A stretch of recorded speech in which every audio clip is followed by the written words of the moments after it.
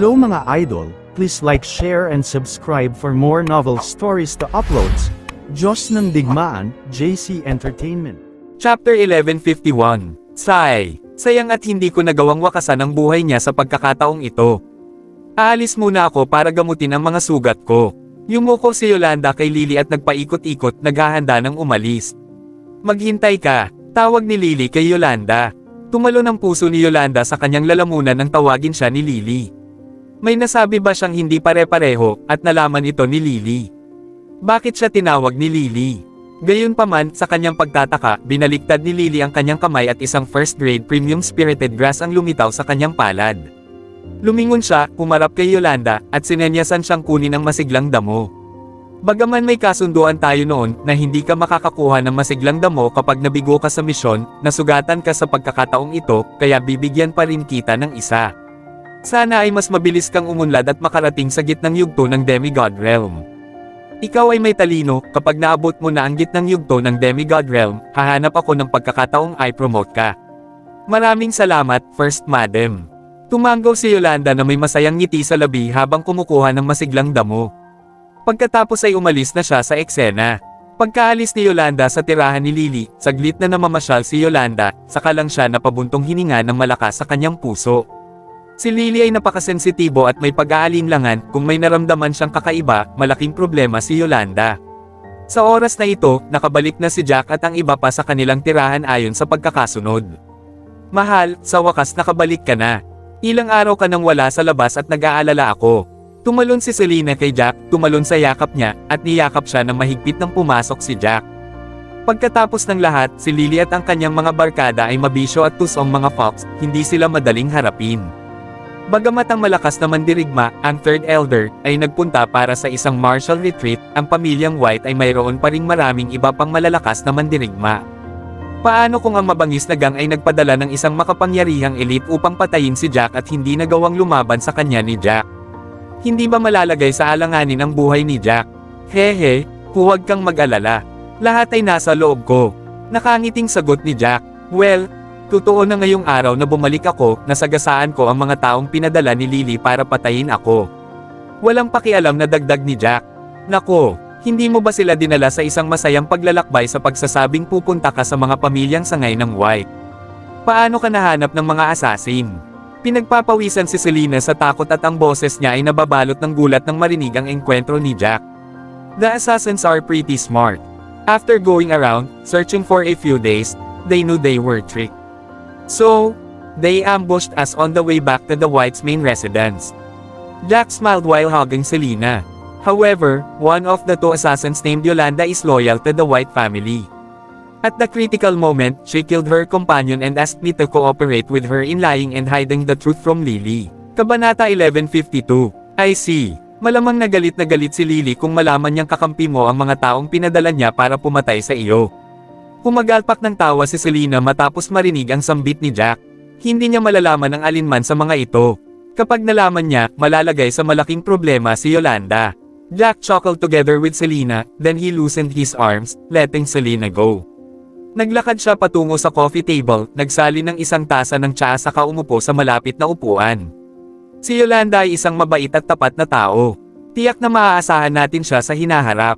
At saka, naniniwala ako na dapat ay maraming Lagorio ang nagtatrabaho para sa pamilyang puti at tapat sa mga puti. Kung tutusin, ang palihim na pag-uugali ni Lily at ang maruming pandaraya niya ay nakadismaya sa ilan sa mga Lagorios, sambit ni Jackie habang humihigop ng tsaa. Tumanggaw si Selena bilang pagsang-ayon. Umupo siya sa tabi ni Jack at idinagdag, iyan ay totoo. Ngunit, sa hinaharap, paano mo makikilala ng malinaw kung alin sa mga taong ito ang kakampi mo, at sino sa kanila ang kabilang sa panig ni Lily? Mahirap malaman ang isip ng isang tao. Kumunat din ang noo ni Jack. Sa totoo lang, mahirap alamin ang isip ng mga tao. Pero pagdating ng panahon, maaari nating tanungin si Yolanda tungkol dito. At kung walang ibang paraan kundi ang lumaban, lalaban tayo. Sa panahong iyon, dapat alam na natin kung sino ang kakampi natin. Tama ka. Isa pa, nakita mo na ba ang lahat ng mga halamang gamot na kailangan para sa iyong ama? Dapat mahirap hanapin ang lahat ng ito, tama? Tanong ulit ni Selena, na baka sa mukha niya ang pag-aalala. Tunay na mahirap at mahirap makuha ang lahat ng ito. Ngunit sa kabutihang palad, natipon ko ang lahat ng mga halamang gamot. Ngumiti si Jack, "Mag-gabi na ngayon. Magpapahinga na ako, at bukas ng umaga gagawin ko ang tableta para kay Itay." Pagkatapos ng ilang araw na pag-inom ng tableta, dapat ay magaling na si tatay. Sa oras na iyon, kapag bumalik ang ikatlong elder mula sa martial retreat, hindi na siya makakalaban ni ama. Nakakamangha. Sa wakas ay umangat ang mabigat na bato sa loob ni Selena habang nakahinga siya ng maluwag. Hanggat gumaling si Nash mula sa lason, walang sinuman sa pamilyang puti ang maaaring maging kalaban niya. Kahit na ang third elder ay nakipagtambalan sa ilang iba pang mga lobo, tiyak na hindi sila ang kalaban ni Nash. Siya nga pala, mahal, noong wala ako, ginamit mo ba ang Chi Congregation Pills na ibinigay ko sa iyo sa iyong martial training? Maganda ang talento mo, at ang mga tabletang iyon ay makakatulong sa iyo na ianggat ka sa susunod na antas ng mas mabilis. Mabilis na naisip ni Jack ang isang bagay at tinanong niya, "Ikaw ay isang ikatlong baitang martial artist bago ako umalis, at sa palagay ko kung hindi ka tamad nitong mga ilang araw, dapat na ika-6 na baitang martial artist ka na ngayon, tama ba?" Ngunit kahit na tumatanda ka, sa tulong ng mga Pildores, dapat kang maging at least 5th grade martial artist. Noong wala ka sa bahay, nainas ako hanggang sa mamatay ako at minsang nanatili akong tahimik at walang ginawa, mag-aalala ako para sa iyo. Kaya, mas mabuti pang magsanay ako ng husto araw-araw para pumatay ng oras. Sa ganitong paraan, lumipas ang oras ng sobrang bilis. Minsan, parang nagsisimula pa lang akong magsanay ngunit natapos na ang araw. Hehe. Kaya, ang conclusion ay, ang iyong mahal na asawa ay hindi tamad. Tumawa si Selena na punong-puno ng kakulaitan ang mukha. Sa pagtingin sa mapang asar na tingin ni Selena, hindi napigilan ni Jack ang mapangiti. Mukhang ang aking mahal na asawa ay isa ng ika-6 na baitang martial artist. Congratulations, mahal. Sino ang nagsabing ako ay isang ika-6 na baitang martial artist? Si Selena, bilang ganti, ay tumahol kay Jack at binaril ito ng nakamamatay na titig. 6th grade martial artist ang kapatid ko, at isa na akong 8th grade martial artist. Di ba sabi mo noon, super duper talented ako? Hehe. Pagkatapos kong sumailalim sa purification ng katawan ko, 3rd grade na ako. Sa sobrang talento, definite ang 8th grade martial artist. Ilang beses na kumaibat ang sulok ng bibig ni Jack nang hindi sinasadya. Paano niya naisip na ang kanyang asawa ay naging 8th grade martial artist sa napakaikling panahon? Iyon ay higit pa sa kanya. Inaasahan. Kabanata 1153. Napakaganda. Ang ganda. Tumanggaw si Jack sa kasiyahan. Kung ganoon, magsikap tayong maabot ang antas ng Grandmaster. Ituturing ka lang na isang malakas at makapangyarihang martial artist kapag nakapasok ka na sa threshold na ito. Para sa akin na maging Grandmaster, sa palagay ko ay hindi magkakaroon ng anumang problema. Ngunit, para makapasok sa demigod level, natatakot ako na aabutin ako ng sapat na oras. Dahil nalaman ko na medyo madali ang pagsasanay at pagbutihin sa mga unang yugto, ngunit kapag mas mataas ang antas, mas mahirap at mas mabagal ang paglusot. Napasalubong ang kilay ni Selena habang binibigkas. Ngumiti ng mapait si Jack bilang ganti. Iyan ang katotohanan. Ang agwat ng kahirapan sa pagsasanay sa pagitan ng Grandmaster at ng pinakamataas na gradong martial artist ay malawak, ngunit, sa parehong oras, ang lakas at kapangyarihan na taglay ng isang Grandmaster ay higit na malaki kaysa sa pinakamataas na antas ng martial artist. Kapag naabot mo ang antas ng Grandmaster, matututo ka tungkol sa enerhiya ng Chi, upang makontrol ito ay mahirap. Kaya, mahirap at hindi lamang ng isang mahusay na talento ang kailangan upang umakyat, ngunit kailangan mo ng isang mahusay na master kapag ito ay may pasensya. Huminto si Jack at pinag-aralan si Selena saglit, sa takot na baka masiraan ng loob si Selena sa sinabi nito. Ang iyong hilaw na talento ay higit sa sinuman. Tiyak na maaabot mo ang antas ng Grandmaster at antas ng Demi-Diyos na mas mabilis kaysa sa iba. Pang-aaliw ni Jack. Ngunit gusto kong bigyan ka ng isang payo, huwag lamang maghanap ng tagumpay at maabot ang iba pang mga antas ng walang paros, kailangan mong gumugol ng oras upang madama ang lakas ng iyong kasalukuyang antas at maunawaan ito ng lubusan. Damhin ang lakas at ang enerhiya ng Chi bago magpatuloy sa pambihirang tagumpay sa ibang antas, lalo na pagkatapos maabot ang antas ng Grandmaster. Napakamot ng ulo si Selena. Oo, tama ka. Pagkatapos ng lahat, sina Ethan, Lana, at ang iba pang mga Diyos ng digmaan ay nagsanay ng napakatagal bago sila naging malakas sa antas ng demigod. Hindi ako maaaring maiinip at magmadali. Laging mas mahusay na gumawa ng isang hakbang sa isang pagkakataon at ang aking mga paa sa hiling. Pagkatapos mag-isip ng kritikal, sinabi ni Jack, ang dahilan kung bakit maaari mong maabot ang 8th grade martial level sa napakaikling panahon, naniniwala ako na ito ay dahil sa hilaw na talento na taglay mo, kasama ang diskarte sa pagsasanay. Bagamat ang martial art technique ay walang pangalan at nakuha nila ito sa pamamagitan ng random na pagkakataon, kapag tiningnan ko ito, tila komplikado. Ganun ba? Nakakamangha. Ngumiti si Selena at pagkatapos ay idinagdag niya, ang aking kapatid ay nalungkot kamakailan nang makita niya na ako ay naging isang martial artist na 2 grado na mas mataas kaysa sa kanya.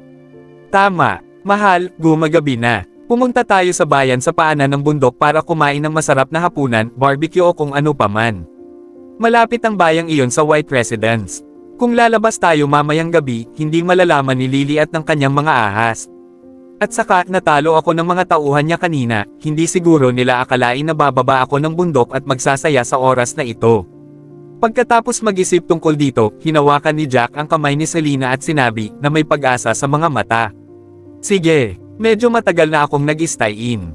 Buti na lang lumabas para magpalit.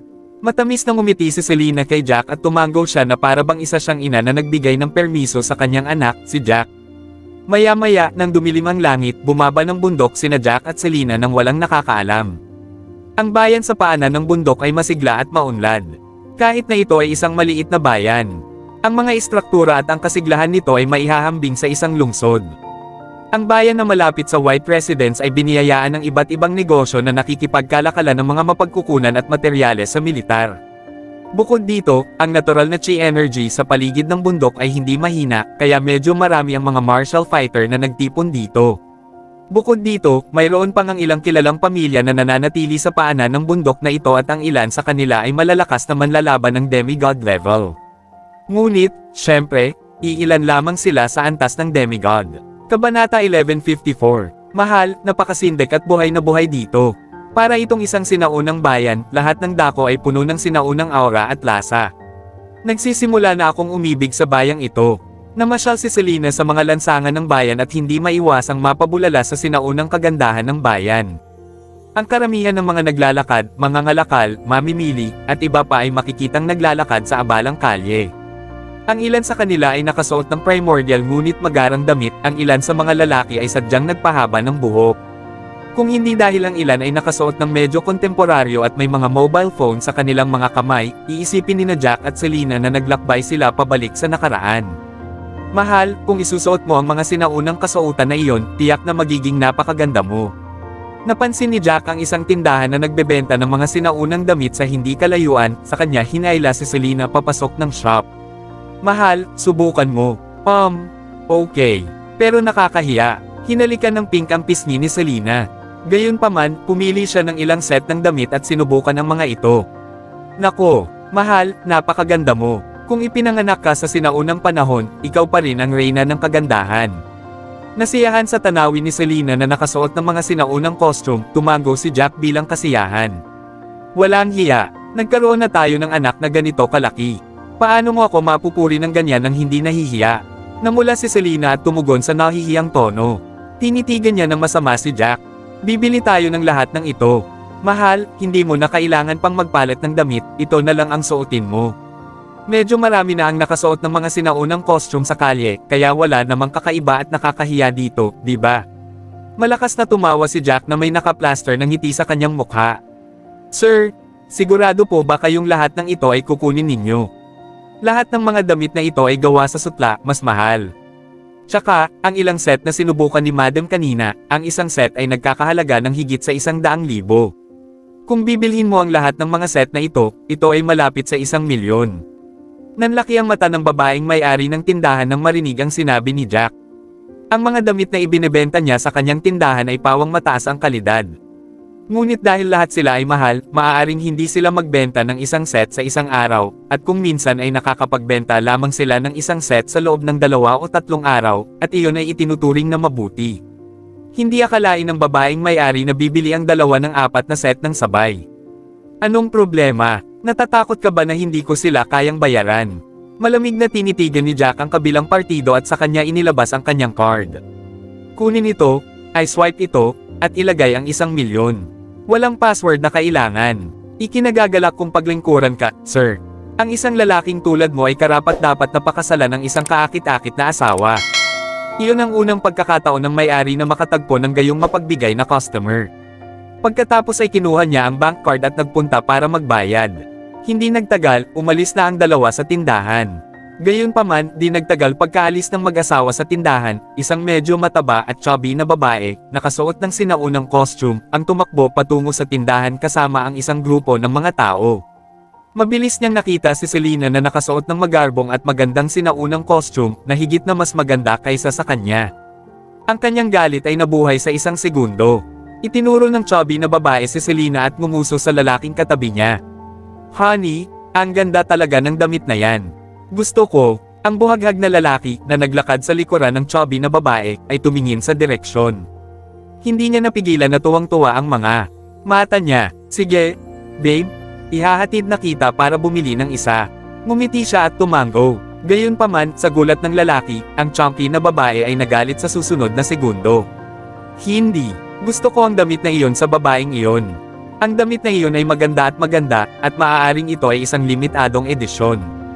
Isang piraso lang ng gayong damit sa mundong ito. Gusto ko ang isa sa kanya." Nagpout ang babae. Babe, hindi maganda ang agawin sa kanya." Kabanata 1155. Napakunot ang noo ng bukol na lalaki na nagpapakita ng mga bakas ng pag-aalinlangan. Nakita ng babae ang pag-aalinlangan sa lalaki at hindi siya natuwa. She pinched his earlobe and barked at him huffily, "You're going to get me that dress, do you hear me? Don't you ever forget that you're mere only an adopted son-in-law of our family, don't you dare to sway my command. If I tell my dad that you are bullying me, you'll be in no time." Natakot ang lalaki hanggang sa talampakan ng kanyang sapatos nang pumasok sa kanyang tenga ang mga pananakot. Sa sobrang takot niya ay agad siyang sumagot. "Okay, dear. Okay, bitawan mo ang tenga ko. Kukuha ako ng damit para sayo." Nang matapos ang drama, tumakbo ang lalaki patungo kina Jack at Selena kasama ang asawa at isang grupo ng mga lalaki. Hindi pinaghandaan ni Jack ang ganitong sitwasyon. Katatapos lang niyang maghapunan sa kalapit na barbecue restaurant, gayunpaman, pinigilan sila ng grupo bago sila makapasok sa restaurant. "Ha? Anong meron? May mali, parang hindi ko na kayo nakilala." Nakatingin sa isang grupo ng mga tao sa kanyang harapan, ngumiti si Jack ng malamig. Siya ay isang tunay na martial artist sa antas ng Diyos, at tagapagmana ng pinuno ng pamilyang puti. Kung ang mga taong ito ay gustong maghanap ng gulo, tiyak na naghahangad sila ng kamatayan. Gayunpaman, marahil, kagagaling lang niya sa pamilyang puti at hindi pa nakakapunta sa bayang ito, kaya naman walang nakakakilala sa kanya. Kung hindi, ang mga lalaking ito ay hindi magiging matapang na hamarang sa kanyang landas. "Hey, kiddo, hindi mahalaga kung nakilala mo na ako dati o hindi." Ngumisi ang busog na lalaki at tumingin kay Selena. "Ang kasuotan ng misis mo ay magarbo at maganda, ang aking honey dito ay gustong-gusto. Kaya, makipag-deal tayo. Tanggalin mo at ibenta sa amin. Ang halagang binayaran mo, dodoblehin ko. Alisin mo at ibenta sa iyo." Bago ang pag-uusap, naisip ni Jack na ang kagandahan ng kanyang asawa ang umaakit sa kumpol ng mga langaw na ito. Hindi niya inaasahan na ang kabilang partido ay tumitingin sa mga costume kay Selena. "Of course. Tanggalin mo agad dito. Bibili tayo. Haha. Paano naman ito, kung sa tingin mo ay masyadong maliit ang dobleng presyo, willing akong triplehin ito. Kung tutusin, hindi naman mukhang mura ang damit na ito, dapat mahigit $100 to $200,000, tama ba?" Tumawa ang busog na lalaki at nagpatuloy, "Kumita ka ng daan-daang libong kita sa pamamagitan lamang ng pagbebenta sa akin ng costume na ito." Bamantong hininga ang matambok na lalaki, puno ng saya ang mukha. Ang iilang bodyguard sa likod ng lalaki ay hindi napigil ang malunok ang kanilang laway nang marinig ang mungkahi ng kanilang amo. Kung tutusin, bihira lang makakita ng ganitong kagandahan sa bayang ito. Nakakatuwa ka no? Sa ilang daang libo lang, gusto mo nang bumili ng damit ng asawa ko, mas malala pa, gusto mo siyang habarin sa kalye para sa inyo. Malamig na ngisi ni Jack, sa totoo lang, namumula siya sa loob na pakiramdam niya ay sesubog na siya sa galit. "Damn Fatty, siguradong dreamer ka. Brat, ang aking asawa ay magalang sa iyo." Sa oras na ito, ang chubby na babae ay humakbang at humihikbi ng may pag-aalinlangan, "Bakit hindi mo tanungin ang tungkol sa aming mga pagkakakilanlan? Ang aming pamilya ay isa sa 3 kilalang pamilya sa bayang ito. Natriple namin ang presyo ng pagbili ng iyong mga damit. Ito ay itinuturing na isang gawa ng kabaitan mula sa amin. Oh, ano ang ibig mong sabihin sa pagiging hindi magalang at mabait? Ipinagpatuloy ni Jack ang paglalagay ng malamig na ngiti sa kanyang mukha, ikinulong ang kanyang mga braso sa harap ng kanyang dibdib. Hey! Hindi na namin kailangang bilhin ang mga damit mula sa iyo. Mapilitan na lang namin itong tanggalin ng asawa mo. Humalaklak ang babae ng masama. Pero, I'm being considerate for the dress. What if your wife resisted and the dress tears in the process of taking it off? Then my loss will be huge. So we initiated the deal and was nice to you for you to take it off and sell it to US, got it? Naku, wala akong alam dito. Nanlamig at nagyelo ang mga mata ni Jack, binaril niya ng nakakamatay na titig ang mag-asawa. Ang alam ko ay naghuhukay ka ng sarili mong libingan. Sumirit si Jack. Kabanata 1155. Napakunot ang noo ng bukol na lalaki na nagpapakita ng mga bakas ng pag-aalinlangan. Nakita ng babae ang pag-aalinlangan sa lalaki at hindi siya natuwa. She pinched his earlobe and barked at him huffily, "You're going to get me that dress, do you hear me? Don't you ever forget that you're mere only an adopted son-in-law of our family, don't you dare to sway my command. If I tell my dad that you are bullying me, you'll be in no time in no time." Natakot ang lalaki hanggang sa talampakan ng kanyang sapatos nang pumasok sa kanyang tenga ang mga pananakot. Sa sobrang takot niya ay agad siyang sumagot. "Okay, dear. Okay. Bitawan mo ang tenga ko. Kukuha ako ng damit para sayo." Nang matapos ang drama, tumakbo ang lalaki patungo kina Jack at Selena kasama ang asawa at isang grupo ng mga lalaki. Hindi pinaghandaan ni Jack ang ganitong sitwasyon. Katatapos lang niyang maghapunan sa kalapit na barbecue restaurant, gayunpaman, pinigilan sila ng grupo bago sila makapasok sa restaurant. "Ha? Anong meron? May mali, parang hindi ko na kayo nakilala."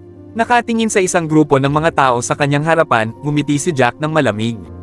Siya ay isang tunay na martial artist sa antas ng Diyos, at tagapagmana ng pinuno ng pamilyang puti. Kung ang mga taong ito ay gustong maghanap ng bulok, tiyak na naghahangad sila ng kamatayan. Gayunpaman, marahil, kagagaling lang niya sa pamilyang puti at hindi pa nakakapunta sa bayang ito, kaya naman walang nakakakilala sa kanya. Kung hindi, ang mga lalaking ito ay hindi magiging matapang na hamarang sa kanyang landas. "Hey, kiddo, hindi mahalaga kung nakilala mo na ako dati o hindi." Ngumisi ang busog na lalaki at tumingin kay Selena. "Ang kasuotan ng misis mo ay magarbo at maganda, ang aking honey dito ay gustong gusto.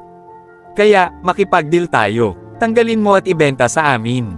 Ang halagang binayaran mo, dodoblehin ko. Alisin mo at ibenta sa iyo." Bago ang pag-uusap, naisip ni Jack na ang kagandahan ng kanyang asawa ang umaakit sa kumpol ng mga langaw na ito. Hindi niya inaasahan na ang kabilang partido ay tumitingin sa mga costume kay Selena. "Of course. Tanggalin mo agad dito. Bibili tayo. Haha. Paano naman ito, kung sa tingin mo ay masyadong maliit ang dobleng presyo, willing akong triplehin ito. Kung tutusin, hindi naman mukhang mura ang damit na ito, dapat mahigit $100,000 to $200,000, tama ba?"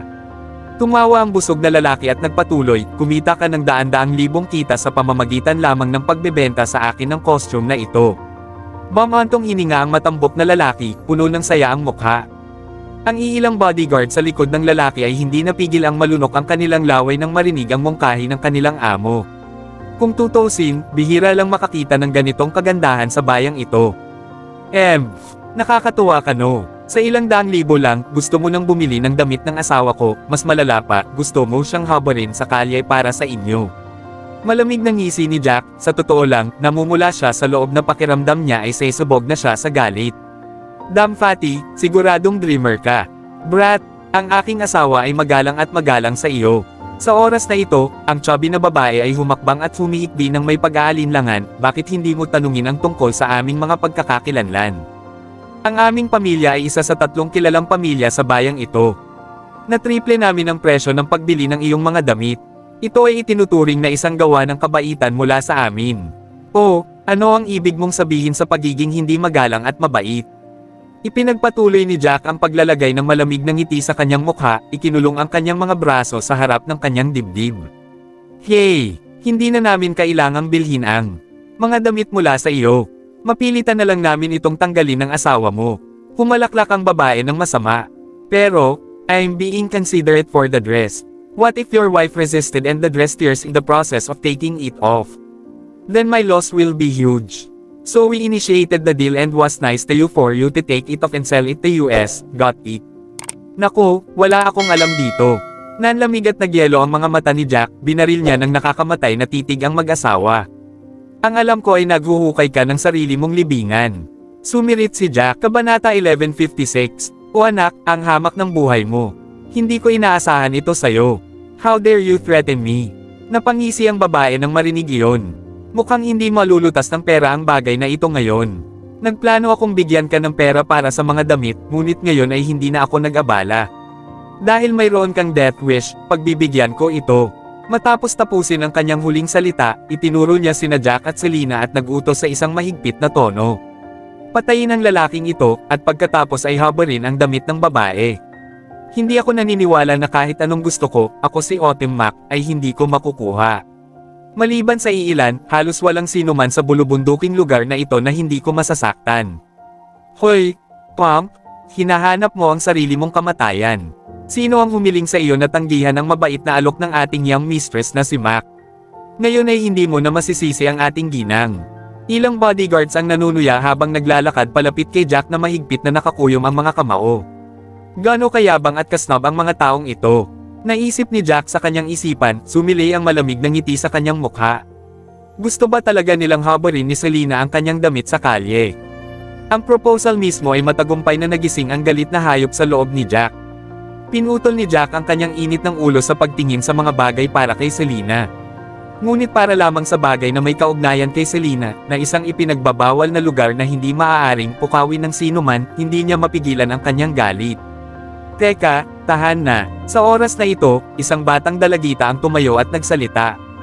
Miss Mac? Isang damit lang, bakit ka pa? May nakita akong magagandang piraso kahapon at maganda rin ang kalidad nito. Bakit hindi kita dalhin doon para tingnan? Bibilhan kita ng mga damit na iyan. So, bakit ka makialam sa mga karaniwang tao? Ang batang babae ay mukhang 17 o 18 taong gulang lamang.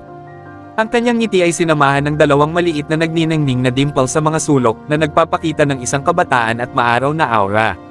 Medyo nagulat si Jack sa biglang pagsulpot ng dalaga. Hindi niya inaasahan na may magsasalita para sa kanya sa ganoong sitwasyon. Gayunpaman, hindi binalak ni Jack na pabayaan ang bagay na ito, hindi niya binalak na iligtas ang bulok na mag-asawa.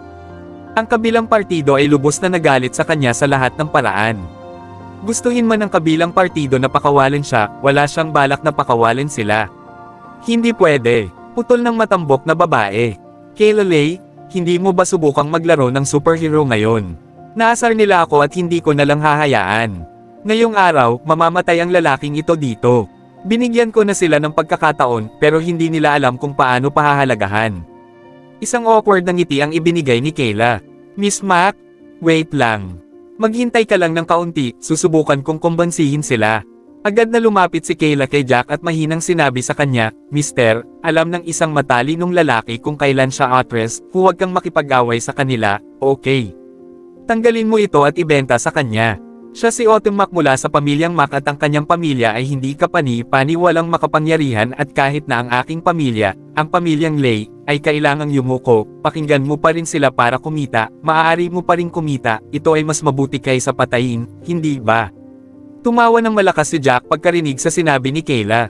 Ngumiti siya at sinabing, Miss Leigh, salamat sa kabaitan mo. Pero, gusto ko ring malaman ang opinyon mo sa bagay na ito. Kung maghuhubad ka ng mga damit mo sa lansangan ng ganito, sa publiko, at ibenta mo ang damit mo sa iba, gagawin mo ba iyon? Ano? No way. Paano ko gagawin ang bagay na iyon? Sagot ni Kayla nang hindi man lang nag-iisip. Gayunpaman, sinubukan pa rin niyang payuhan si Jack, pero, hindi naman ganoon kaina ang pamilya Leigh, hindi nila ako bubulyahan ng ganito. Pero iba ito para sa iyo, at sa tingin ko ang mas mahalaga ay ang iligtas ang buhay mo. Kung saan may buhay, mayroong pag-asa. Hanggat nabubuhay ka, maaari kang maghintay hanggang sa maging sapat ang iyong kapangyarihan sa hinaharap at bumalik para makapaghigantay. Napangiti naman si Jack nang malumanay sa sinabi niya. Salamat muli sa iyong kabaitan. Gayunpaman, hindi ko sila pababayaan ngayon. Ha! Napatulala naman si Kayla. Noong una, ayaw niyang mapatay sila, kaya naman lumapit siya para kumbansihin sila. Gayunpaman, sa kanyang pagtataka, ang lalaking ito ay nagyabang ng walang hiya. Buntong hininga, kalimutan mo na yan. Kung naghahanap kayo ng kamatayan, hindi ko rin maiwasan. Sa huli, napaatras lang sa gilid si Kayla, walang magawa. Sayang ang oras natin. Matagal nang gustong habaran ng iilang bodyguard na iyon si Selena. Bagamat wala silang magagawa sa kanya, kahit papaano ay maaaring magpista ang mga mata ng walang takip na Selena. Pagkatapos nilang mag-ungol ng ilang segundo, lahat sila ay sumugod kay Jack gamit ang mahigpit na pagkakahawak sa kamao. Kabanata 1157. Nakahinga si Jack ng malamig na tawa, at sa isang segundo ay nawala siya. Nag-show shuttling siya sa gitna ng mga bodyguard sa bilis ng pag-ilaw habang iniindayog ang braso. Sa ilang pagkislap, lahat ng bodyguard ay nakahiga sa lupa na wala ng buhay. Ano? Ang mataba at matambok na babae, na nakasaksi sa eksena, ay nanlaki ang mga mata na kasing laki ng mga platito at bumagsak ang mga panga sa lupa. Nagulat sila. Ang mga bodyguard na dinala nila ay mga high-grade martial artist, at isa sa kanila ay first-grade grandmaster pa. Hindi inaasahan ng dalawa na mapatay ang kanilang mga tauhan sa loob lamang ng ilang segundo. Ito, mukhang ang brat na ito ay malamang na umabot sa mas mataas na grado ng grandmaster level, ang kanyang martial prowess at skill ay hindi masama. Ngayon ay naiintindihan ko na kung bakit hindi siya natatakot sa kanila kanina. Kung siya at ang kanyang asawa ay magmadali at umalis sa lugar, at hindi magdulot ng mas malaking gulo, dapat ay maayos sila. Bulong ni Kayla sa sarili habang pinapanood ang eksena sa gilid. Punk! Isa akong Mac. How dare you kill my men? Naghahanap ka ba ng gulo sa pamilya Mac? Mainit na umuusok ang babae, kasabay nito ang panginginig ng boses. Ginamit niya ang pamilya Mac bilang tool sa pag-asang pagbabantaan si Jack. Hey, I see. Dapat ko bang hintayin na bugbugin ako ng mga tauhan mo hanggang sa mamatay, saka lang ako makakalaban? Malamig at walang pusong ngiti ang nakaplaster sa mukha ni Jack, dahan-dahan siyang humakbang patungo sa dalawang fatty. Ikaw, tumigil ka nga dyan. Anong ginagawa mo? Nang makita si Jack na naglalakad palapit sa kanila sa napakabagal na takbo, nagkatinginan ang matabang mag-asawa at pareho silang natakot. Oh, ano sa tingin mo ang ginagawa ko? Napabuntong hininga si Jack at ibinalik ang tanong sa mag-asawa. Punk, hindi mo naman kami sinusubukang tapusin di ba? Hayaan mo akong bigyan ka ng huling babala, ang aking biyanan ay isang malakas na manlalaban ng demigod level. Kung maglakas loob kang kumilos sa amin, ngayon ang iyong huling araw. Isang malakas na tawa ang pinakawalan ni Jack, sa kanya nilinggan ng busog na lalaki. Well, may isang paraan para makaalis ka dito ng buhay, kung saan ay putulin mo ang isa sa mga braso ng iyong asawa dito mismo. Marahil, sa ganoong paraan, maaari kong hayaang mabuhay kayong dalawa. Kung hindi, kailangan mong mamatay dito ngayong gabi. Nag-propose si Jack. Pagkatapos niyang matapos ang kanyang huling salita, pinitik niya ang kanyang palad at isang pinong espada ang lumitaw sa kanyang kamay. Inihagis niya ito sa lupa sa harap ng mataba. Your choice? Dikta ni Jack. Brat, ako ang young Mistress Mac, hinahanap mo ba si kamatayan? How dare you ask my husband to cut my arm? Who gave you the guts? Nagsimula ang init ng ulo ni Autumn na naramdaman niya ang galit sa kanyang mga ugat. She put on the almighty and authoritative look as she barked. Gayunpaman, isang malakas na sampal ang dumapo sa kanyang pisngi pagkatapos niyang matapos ang kanyang pangungusap. Itinulak siya ng puwersa pababa kaya natamba siya sa lupa ng marahas, may umagos na dugo mula sa sulok ng palad niya, sinampal siya ni Jack. Mahal, hindi mo ba nababasa ng maayos ang sitwasyon? Sa pagkakataong ito ay may nakilala tayong hindi takot sa kamatayan. Mainitin ang ulo at walang ingat ang brat na ito. Hindi siya natatakot sa kahit sino. Tinadyakan ng mataba ang kanyang paa sa sitwasyon, bakit hindi maintindihan ng kanyang asawa ang kasalukuyang kapaligiran ng sitwasyon. Kinagat niya ang kanyang mga ngipin at pinulot ang pinong espada sa lupa. Honey, hindi mo naman talaga puputulan ang braso ko ha. Tumingin si Autumn sa espada, nangingilid ang mga luha sa kanyang mga mata at mapulaang kanyang mukha. Paano niya naisip na ang kabilang partido ay hindi natatakot sa pamilya Mac at matapang na salakayin siya? Brat, nangako kang mabubuhay tayo kapag pinutol ko ang braso niya, di ba? Umikot ang mataba at tumingin kay Jack. Tumanggaw si Jack, ang pangako ay pangako. Kabanata 1158, sige, sabi mo tumanggaw ang mataba. Siya clenched his teeth at itinaas ang espada sa kanyang kamay. Maghintay ka pa, asawa ko, sabi niya kay Autumn, na nasa lupa. Mayroon akong mga pangpawala ng sakit at gamot na humihinto sa pagdurugo dito. Magiging maayos ka, magnangipin ka lang at lampasan mo ito. Natatakot ako. Sa sobrang takot ni Autumn ay napaiyak na siya. Tumingin siya kay Jackie. Nagkamali ako, sabi niya. Pakiusap, bitawan mo na kami. Bibigyan kita ng $1 bilyong. Paano yan? $1 buong bilyon. Hey! Akala mo ba ay may pakialam ako sa 1 bilyon? Pumalaklak si Jack, puno ng pang-aalipusta ang mga mata. Ibinato ng busog na lalaki ang kanyang espada, hiniwa ang braso ng babae. Nag-spray ang dugo sa sandaling nadikit ang nakamamatay na gilid ng talam sa balat at nahulog ang braso. May gamot ako dito. Matapos niyang putulin ang braso ng sariling asawa, inihagis ng mataba ang kanyang espada sa tagiliran at binigyan ito ng mga pangpawala ng sakit at gamot para matigil ang pagdurugo. Magkagayunman, ang babae ay nasa sobrang paghihirap na ang lahat ng kulay ay natunaw sa kanyang mukha. Malamig na pawis ang tumutulo sa kanyang noo, at para siyang himatayan anumang oras. Mabilis, sa suporta ng mataba, mabilis na nawala ang dalawa sa paningin ni Jack. Kinuha ni Jack ang espadang nakahandusay sa lupa at pinunasan ng talam sa katawan ng isang bodyguard. Saka lamang niya ipinitik ang palad at iningatan ang espada. Wala kang pakialam na palayain ko sila, mahal. Nakangiting tanong ni Jack kay Selena. Susunod na lang ako kung ano man ang magiging desisyon mo mula ngayon, mahal. Kumapit si Selena sa braso ni Jack. Binaril siya ni Delight nang makita niyang pinuputol ang braso ng babaeng iyon. Ang babae ay lumampas sa kanyang mga hangganan, siya ay isang straight-up bully. Kahit na para sa isang taong kasing bait ni Selena, hindi matiis ang bully. No way, hindi ka pwedeng makinig na lang sa kung ano man ang sasabihin ko. Paano kung pumayag akong ibenta ang mga damit sa kanila? Nakikinig ka ba sa akin noon? Nakangiting sabi ni Jack. Pinanlakihan siya ng mata ni Selena. Hindi ka ganyan. O gusto mong ipahiya ang asawa mo sa harap ng maraming tao? Nakapagtataka, ang lakas pa ng dalawa para makipagtalo dito at pabalik. Natarante si Kayla at humakbang. Bakit hindi kayong dalawa umalis? Grabe, hinayaan mo sila. Hindi ka ba natatakot na magdadala sila ng mas maraming manlalaban dito? Sabi niya, ang mga bodyguard na iyon ay mga normal na bodyguard lang. Hindi man lang sila malakas sa pamilya ng Mac. Bilasan mo lang at umalis dito. Hindi ka magkakaroon ng pagkakataong umalis kung huli ka ng isang hakbang. Tama na, umalis na kayong dalawa. Nagawa ninyong ilagay si Miss Mac sa kanyang lugar. Palagi niyang binabaliwala ang iba at palagi niyang binubuli ang mga taong bayan, kaya tinutulungan mo kaming maghiganti. Ganito siya dahil ang pamilya niya ay may pamilyang puti na sumusuporta sa kanila. Kaya mas mabuting umalis ka na. Pinayuhan din ng isang matandang lalaki sina Jackie at Selena. Sinusuportahan sila ng pamilyang puti. Kumunat ang noo ni Jack pagkarinig niya noon. Nagulat siya. Kabanata 1159. Inakala ni Kayla na natakot si Jack nang makita niyang nagsalubong ang mga kilay nito. Tama, hayaan mong ipaliwanag ko ang lahat, sabi niya. Minsan, kukuha ang pamilyang puti ng isang pamilyar na kaibigan upang ipakilala ang isang tao, o bababa sila mula sa bundok para pumili ng ilang mahuhusay na mandirigma na papasok sa pamilyang puti. Bihira itong mangyari, ngunit may mga taong nagiging bahagi ng pamilyang puti ng ganoon. Dito, huminto sandali si Kayla bago muling nagpatuloy, ang isa sa mga miyembro ng pamilyang Mac ay pinalad na makapasok sa pamilyang puti. At nagawa niyang makihalubilo sa kanila ng maayos, kaya siya na ang helmsman ngayon, at siya ay isang mandirigma sa intermediate stage ng demigod status. Si Miss Mac ay napakayabang dahil dito. Umalis ka na lang, binata. Huli na kung hindi mo gagawin.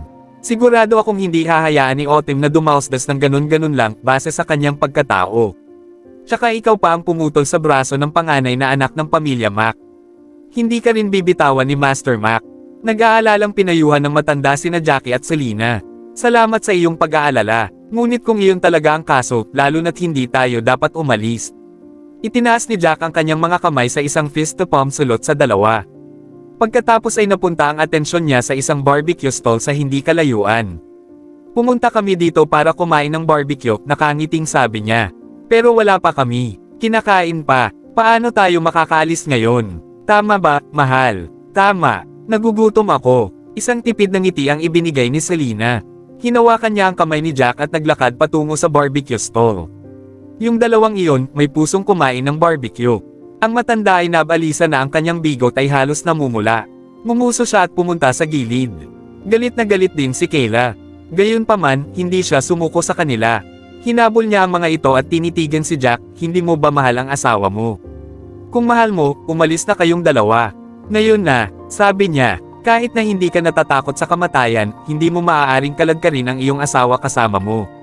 Napuno ng init ang dibdib ni Jack nang makita ang mahabaging babaeng ito. Gaano ka talentado, babae? Sabi niya sabay ngiti. Saglit na natahimik si Kayla.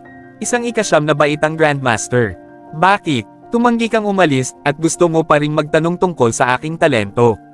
Sa anumang kaso, medyo malakas ako at mayroon akong mahusay na talento. Malamang na mas malakas ako kaysa sa iyo. Ngumisi si Jack. Talagang may talent ka para sa isang napakabata. Hindi mo ba naisip na magsanay kasama ang pamilyang White at maging isa sa kanila? Ang pamilyang puti, nagsalubong ang kilay ni Kayla. Ako, pero wala akong kahit isang koneksyon sa pamilyang puti. Walang paraan na makapasok ako. Tsaka, who knows kung kailan sila nasa mood na pumunta sa bayan para mag-recruit ng mga tao. Wala akong pag-asa kahit anong mangyari, patuloy akong mangangarap. Natigilan sandali si Kayla dito. Bakit ko sinasabi sa inyo ang lahat ng ito? Higit sa lahat, sa tingin ko ay mabuti kayong dalawa. Ayokong makita kayong mamatay. Huwag kang mag-alala, hindi tayo. Natatawang sabi ni Jack. Kayla, tama ba? Sabi niya sa dalaga. Umupo ka at samahan mo kami. I'll treat you. Sige, sasamahan kita. Dahil malapit ka ng mamatay, dapat tulungan kitang gastusin ang anumang pera mo ngayon. Inilibot ni Kayla ang mga mata kay Jack at umupo sa harap ng dalawa, humihingal pa rin. Masyado kang malupit, pinutol mo talaga ang braso ko. Sa sandaling iyon, sumulong si Autumn, ay nalalaya ng mataba. Wala akong choice, hindi mo ba naiintindihan na pareho tayong namatay kung hindi ko ginawa iyon? At least mabubuhay tayo ng ganito. Wala tayong choice, walang magawa ang mataba. Ngayon ka lang bastos. Bakit mo gusto ang damit niya? Hindi sana tayo napunta sa ganitong sitwasyon. Kabanata 1160. Hindi ko kayang makita. Maganda ako sa tradisyonal na damit. Walang karapatang magmukhang mas maganda ang babaeng iyon kaysa sa akin. Nakakasakit lang sa akin ang tanawin. Ang babae ay nagmamaktol na puno ng lason ang kanyang mga mata. Bilisan natin bumalik, sabi niya. Hindi natin pwedeng pabayaan ang mag-asawa ng ganoon. Ipapapatay ko sila, Daddy. Ang mataba ay hindi makapagsalita sa loob, ngunit wala siyang mga salita ng pagtutol. Kung tutusin, siya lang ang live-in-in-law ng pamilyang Mac na walang partikular na katayuan sa pamilyang Mac. Kung hindi siya susuko sa kanyang kapritsyo, gagawin niyang miserable ang mga araw niya at ng kanyang pamilya. Wala akong choice kanina, mahal. May sama ka pa rin ba sa akin? Sumugod ang mataba habang naglalakad sila pasulong. Nagdilim ang ekspresyon ni Autumn. Kasalanan mo ang pagiging masungit at mahinang mandirigma. Hindi sana ako nabuli ng ganito kung hindi ka basura, angle niya, nanlilisik ang tingin sa asawa. Tingnan mo na lang ang lalaking iyon mula ngayon. Hindi siya katulad mo, isa lamang ika-6 na baitang martial artist sa ganoong katandaan. Magiging katatawanan ka kapag lumabas ang mga salitang ito. Hindi nakaimik ang mataba, ay nalalayan lang niya si Autumn hanggang sa makarating sila sa pamilya Mac.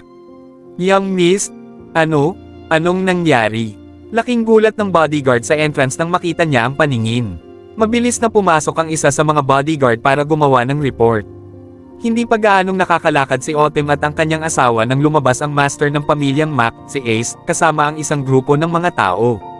Anong nangyari, Autumn? Sino iyon? Sino ang nangahas na putulin ang braso ng aking anak?